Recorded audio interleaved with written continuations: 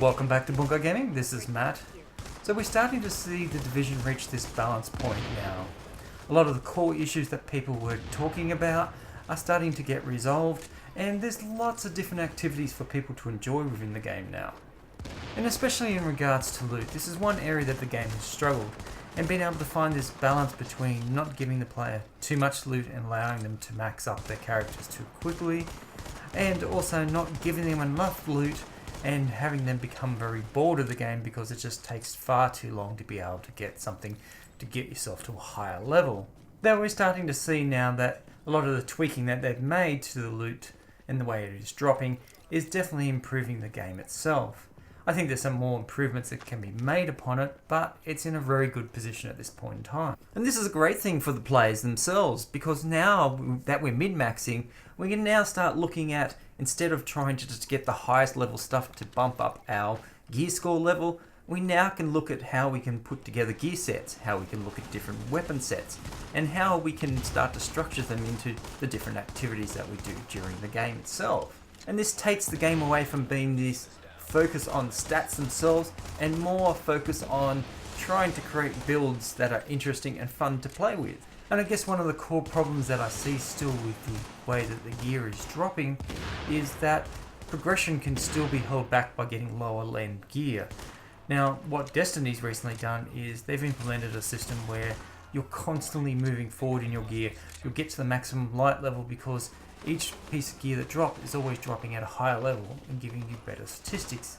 And I think something like this needs to be implemented in the Division itself, allowing the players to get better and better gear each time, to be allowed to improve upon it and then utilize that to create better builds. But one of my primary concerns is this going to be an ongoing, we're always chasing the proverbial carrot?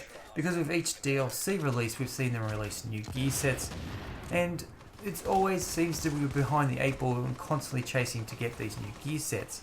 I guess I'd like to see some sort of way of being able to continue to utilize the same armor and gear sets that we have, and maybe allow them to be upgraded or improved upon somehow as each release of the game comes along.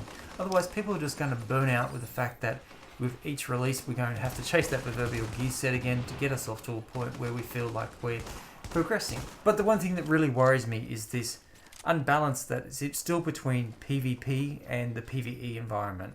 And the best example of this is the vendors within the base of operations. We have the advanced weapon vendor downstairs that sells some legendary equipment, but it also sells some named weapons and also has a pistol that's 204. But at this point in time, he's not useful for anything particular unless you're creating a new character.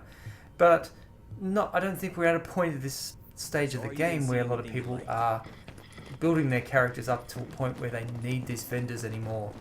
Now we'll also have the special equipment vendor upstairs, which has different role weapons once a week, which are not particularly good and I think need to be improved upon to make them worthwhile. I also think that the cost of them is probably a little bit over what it should be. I can understand something like a named weapon being 800-900 Phoenix credits, but one of the 204 standard weapons should more than likely be in probably the 500-600 mark. But when it comes to, say, like the named weapons, they're not even cycling around at either vendors, either the advanced weaponry vendor or the special equipment vendor. There needs to be some way to cycle these weapons around. I think at this point in time, getting a named weapon is extremely difficult and extremely hard to get. So they need to create a way within PvE to get the weapons. Now maybe it's just a way of being that we purchase these weapons, or make them so that they drop more often within a PvE activity. My other problem is with the special equipment vendor too is, if we look at the blueprints that he's carrying at this point in time, the majority of them are either level 30 or 182 blueprints. I mean, most of us are at a point now where these are just completely useless to us. We need to start seeing some different stuff in here, some maybe even a 1 or 2 240s in there. I mean, you go into the dark zone and you save up your credits, you have an opportunity to buy this kind of stuff, but you don't have that opportunity within PvE. And you have a look at even the mod blueprints. I mean, you get level 32 mod blueprints within the dark zone. You can't get them in a PvE environment. And this is the one area where I think it's lacking, because Massive and Ubisoft have said they want to create this balance where whether you only play PvE or whether you play the Dark Zone itself, you have this opportunity to get this gear. Sure, some gear will drop in a particular activity or area more than another, but you have an equal chance in both areas to get that. And I don't see this balance at this point in time within the game.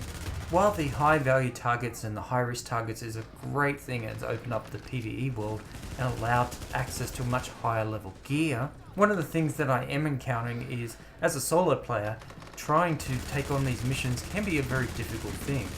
Now, I don't know if it's possible, but can they look at a way of maybe creating a scaling system to see and determine how many players are actually trying to take on the mission, and giving them a better chance of getting that high level gear.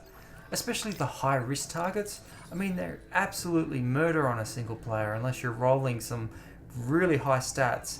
The chance of completing one of those is near impossible without a grip. But I'm hoping that they're going to do more to improve the PvE game itself. Going into the Dark Zone in the 201 bracket is absolutely brutal at the moment.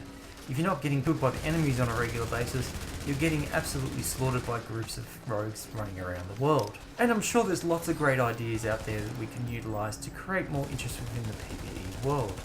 I mean, we could look at maybe improving it through supply drops similar to what's in the Dark Zone, surrounded by enemies, and you have this certain time frame to be able to kill them and then be able to capture it. The other thing you could look at also is maybe having some kind of secret cache around the world where you have to follow particular clues. Once you get to that secret cache, you may, say, get a named weapon out of it. Maybe even create missions where you have to take the public NPC characters between one area to another and lead them to safety, and then you get a reward for that. They could integrate so much more into the PvE world to create a more interesting and fun world. But as we all know, the next DLC release is part of the Season Pass. So where does that leave the players that haven't purchased the Season Pass or aren't going to purchase the next DLC?